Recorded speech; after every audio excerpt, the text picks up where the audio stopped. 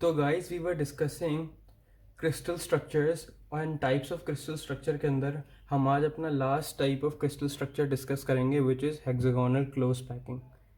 Hexagonal close packing जो है वो मेटल्स के अंदर मोस्ट कॉमनली पाई जाती है।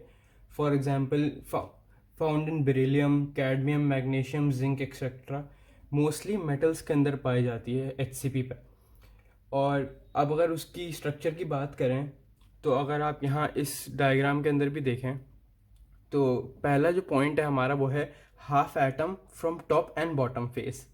मतलब ये जो टॉप फेस है, ये टॉप फेस जो है, इस टॉप फेस से भी हाफ एटम आ रहा होगा यूनिट सेल में, और ये जो बॉटम फेस है, इस बॉटम फेस से भी हाफ एटम आ रहा होगा। नेक्स्ट पॉइंट पे अगर आप चलें तो 6 atoms at 6 corners. 6 atoms at 6 corners जिस तरीके से हमारे क्यूबिक सेल्स के अंदर, whether it be simple cubic structure, body centred cubic structure और फेस सेंटर्ड क्यूबिक स्ट्रक्चर, जिस तरीके से उसके 8 कॉर्नर्स पे से 8 एटम्स आ रहे थे, इसके जैसे टॉप फेस के ऊपर 6 कॉर्नर्स है, 1 2 3 4 5 6, तो यहाँ से भी 6 एटम्स आ रहे होंगे। और बॉटम फेस पे भी इसके 6 कॉर्नर्स हैं, 1 2 3 4 5 6, तो यहाँ से भी 6 एटम्स आ रहे होंगे। हेक्सागोनल क्लोज पैकिंग के अंदर ए बी पैटर्न फॉलो होता है। अब ए बी पैटर्न से क्या मतलब है वो डिस्कस करते हैं। तो व्हेन आई से ए बी पैटर्न फॉलो हो रहा होता है, इसका मतलब कि मैं ये कहना चाह रहा हूँ कि ए पैटर्न की एक अलग लेयर होती है, बी पैटर्न की एक अलग लेयर होती है, उसके बाद ए बी, तो ए और बी पैटर्न की लेयर के बाद एक नेक्स्ट रिपीट होता है ए पैटर्न की लेयर, और उसके बाद भी बी पैटर्न की लेयर आएगी। होता किस तरीके से, जैसे फॉर एग्जांपल अगर मैं यूनिट सेल की बात करूं, ये एक यूनिट सेल की पिक्चर दी हुई है। तो यूनिट सेल की बॉटम लेयर जो होती है वो ए लेयर होती है, उसके बाद सेंटर लेयर जो होती है वो बी लेयर होती है, और टॉप लेयर जो होती है वो भी ए लेयर होती है, और नेक्स्ट जो अब लेयर आएगी उसके ऊपर वो होगी B layer. A B pattern होता क्या है एक्चुअली, ये जो बी पैटर्न के अंदर जो 3 एटम्स हैं, वो ए पैटर्न के अंदर जो वॉइड्स मौजूद होते हैं सेंटर एटम के पास, एक यहाँ पे वॉइड, सेकंड वॉइड इधर और थर्ड वॉइड इधर, ये बी पैटर्न की लेयर इन वॉइड्स के अंदर जाके फिट हो जाती है। और जिस तरीके से इधर 3 वॉइड्स हैं, इसकी बॉटम वाली साइड पे भी 3 वॉइड्स होंगे, तो इसकी टॉप बी पैटर्न की टॉप साइड इस वॉइड्स के अंदर फिट हो जाएगी और बॉटम साइड इन वॉइड्स के अंदर फिट हो जाएगी। और A B pattern hexagonal close packing का कुछ इस तरीके से फॉर्म हो जाता है। तो हम अपने ए बी पैटर्न की बात कर चुके हैं। अब नेक्स्ट बात करते हैं कि how many atoms are there in unit cell of hexagonal close packing. तो अब मैं इसकी बात करता हूँ, इसी इमेज के थ्रू मैं ये एक्सप्लेन करने की कोशिश करता हूँ। तो अगर एक चीज़ देखी जाए तो कि 1 2 और 3 ये तीनों एटम्स, तो ये तो कम्प्लीटली यूनिट सेल के अंदर हैं, ये कम्प्लीटली यूनिट सेल के अंदर हैं, बिल्कुल सेंटर में। सही है। अब ये वाला जो एटम है जो इन 6 एटम्स के बिल्कुल सेंटर में, हमने पीछे बात क्या करी थी, that this atom is only half present in the unit cell, half atom from top face and half atom from bottom face.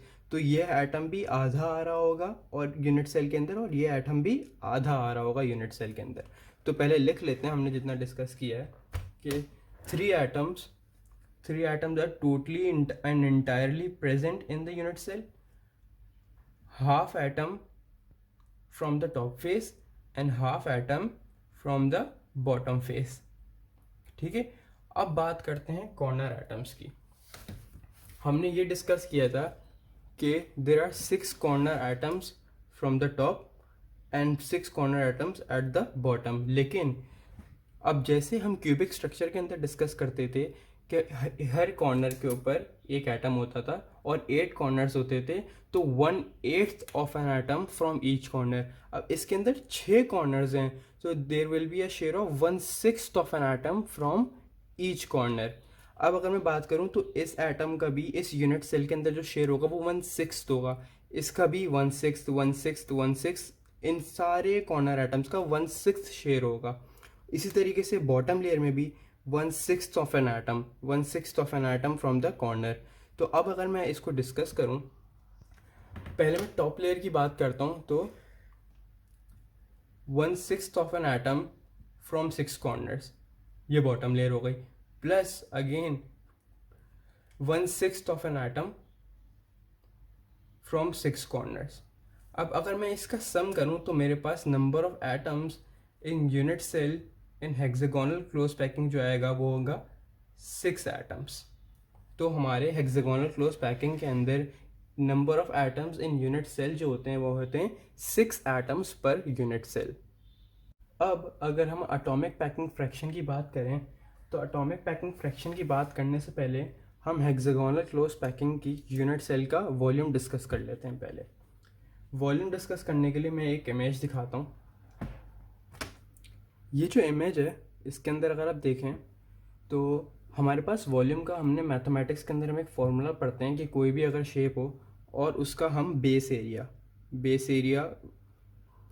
Multiplied by उसकी हाइट करते हैं तो हमारे पास पूरे ऑब्जेक्ट की या जो भी फिगर है उसकी वॉल्यूम आ जाती है।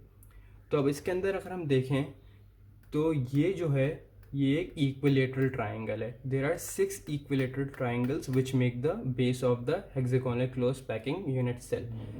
तो अगर मैं सिर्फ इस एक ट्राइंगल की इक्विलेटरल ट्राइंगल की मैं एरिया निकाल लूँ, इस एरिया को मैं मल्टीप्लाइड बाय 6 करूँ तो मेरे पास पूरा बेस एरिया आ जाएगा। और उस बेस एरिया को अगर मैं हाइट से मल्टीप्लाई कर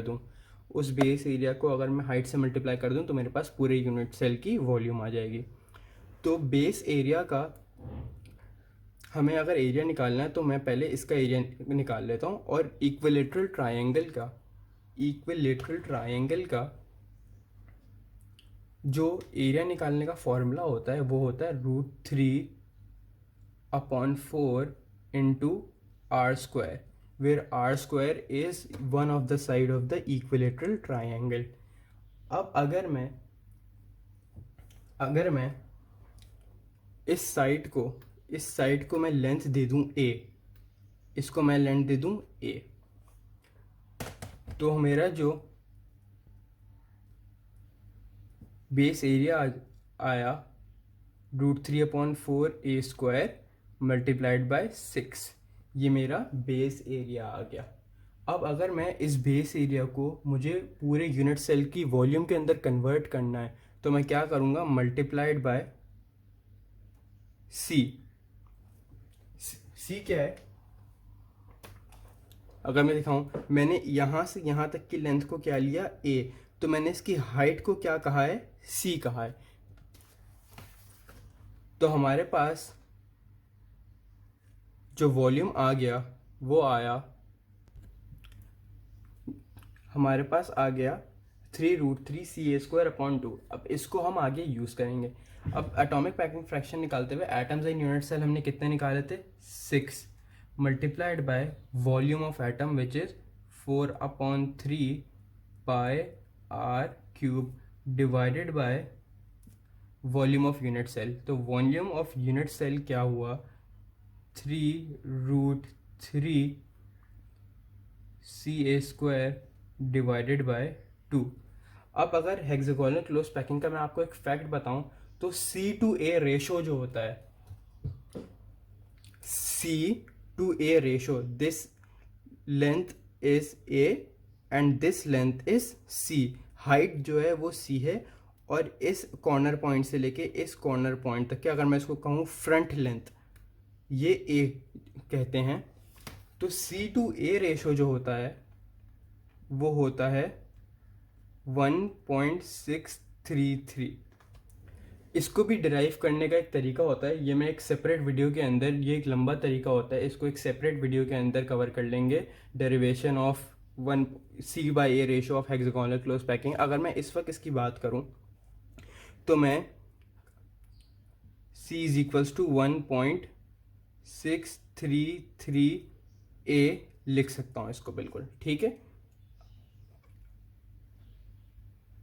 तो 1.633a को मैंने इधर पुट किया, मैंने क्या किया, मैं इस 2 को ऊपर ले गया, तो 2 × 6 × 4/3πr³ divided bye 3√3 × 1.63 × 1.633a³ a³ कैसे आ गया, यहाँ ca² था तो c की जगह मैंने 1.633a रखा तो a × a² a³ बन गया और 1.633 ऐसे ही आ गया। अब r और a का रिलेशन बताता हूँ मैं, बहुत ही ईजी होता है। हमने बिल्कुल यही चीज़ अपने सिंपल क्यूबिक स्ट्रक्चर के अंदर भी की थी। ये लेंथ हमारी ए है, ये लेंथ हमारी ए है, तो ये और ये एटम्स एक दूसरे को टच किस तरीके से कर रहे होंगे, बिल्कुल उसी तरीके से जिस तरीके से सिंपल क्यूबिक स्ट्रक्चर के अंदर कर रहे थे। मैं ये बना के दिखाता हूँ। एक साइड ये रही और एक साइड ये रही। मैं लाइन ड्रॉ कर देता हूँ। ये मैं कौन सा पार्ट बना रहा हूँ, मैं सिर्फ ये लेंथ बना रहा हूँ। तो ये टच किस तरीके से कर रहे होंगे इसको, बिल्कुल इस तरीके से। इसी तरीके से सिंपल क्यूबिक स्ट्रक्चर के अंदर भी कर रहे थे। ये मैंने क्या कहा था, ये लेंथ आर है और ये लेंथ भी आर है, और इन टर्म्स ऑफ ए ये लेंथ मैंने क्या कही थी, ए। तो ए किसके बराबर हो गया, ए इज इक्वल्स टू 2r के बराबर हो गया। ए इज इक्वल्स टू 2r के बराबर हो गया। तो हमने ए टू आर रिलेशन निकाल लिया, ए इज इक्वल्स टू 2r।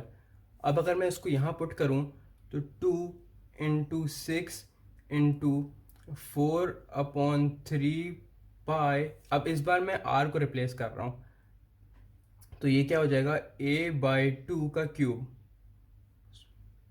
ठीक है, divided by 3√3 into 1.633 A cube. अब अगर मैं इस पूरे को, एक तो बात ये समझ लें, ये ए क्यूब जो है वो ए क्यूब से कट जाएगा। अब अगर मैं इस पूरे को सिंप्लीफाई करूं तो मेरे पास जो आंसर आएगा वो आंसर होएगा 0.74, सेम एज FCC 0.74। मतलब 74% is occupied by constituent atoms and 26% is empty।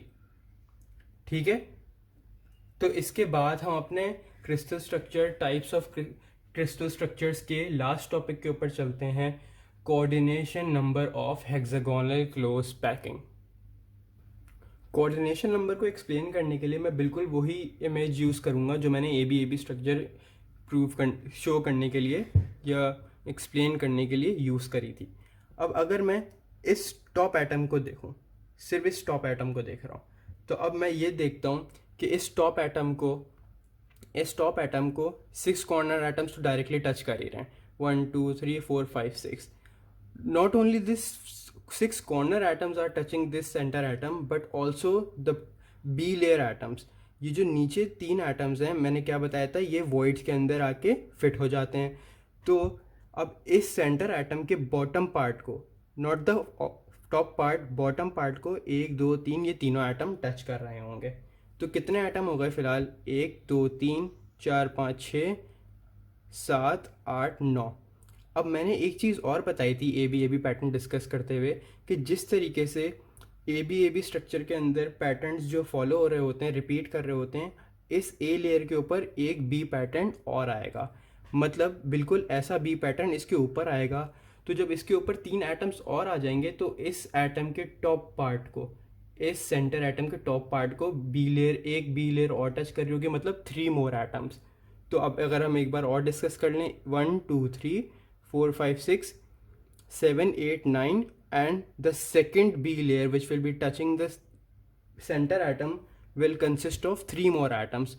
मतलब 10 11 12, एक बार और, 6 corner atoms, bottom B layer consisting of 3 atoms and top B layer consisting of 3 more atoms। तो in total coordination number क्या हो गया, 1 2 3 4 5 6 7 8 9 and 3 from the top, 10 11 12।